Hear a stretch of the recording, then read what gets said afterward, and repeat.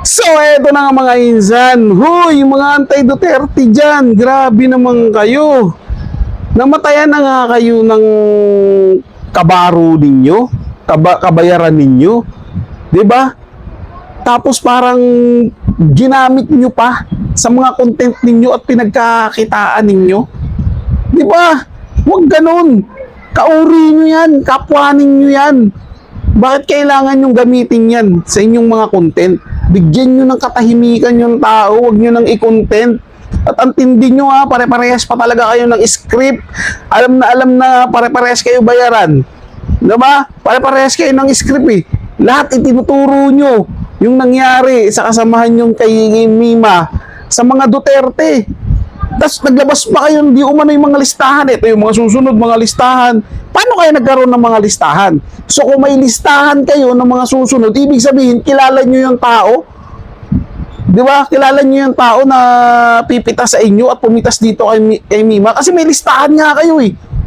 O, sa inyo nakuha yung listahan. Di ba?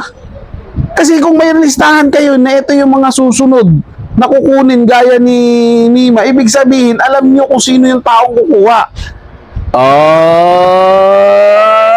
Kayo ha, pare-parehas talaga kayo ng script ha.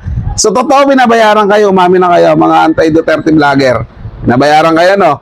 Pare-parehas kasi kayo ng script eh, pare-parehas kayo ng sinasabi. At itigil nyo na yan. Basang-basa na kayo, bistado na kayo, huwag nyo na ibintang sa mga Duterte. At saka utang na loob, huwag nyong pagkakitaan. Yung pumanaw na. At huwag nyo sabihin na masaya ang mga mga DDS sa pagkamatay ni Mima. Dahil oo, masaya yan sila. Dahil nawala yung palamura sa mga Duterte. Alam nga naman magluksa yung mga yan. Di ba? Kayo ang dapat magluksa. Hindi yung dadalaw kayo sa burol niya, nakangiti pa kayo, katulad ni Lovely. Tingnan nyo, panoorin nyo yung video na yun. Natawag siya ni Claire Castro, tapos naka ano pa siya, tawang-tawa siya. Wala man lang kalungkutan sa pagmumukha niya. Masaya pa siya. Ganun ba yung mga samahan nyo? Tigil nyo yung mga ganyan. Hindi na obra yan. Bistado na yung galawan nyo. Huwag nyo ibintang sa mga Duterte. Wala silang kinalaman. Kayo-kayo lang yan. Hindi nyo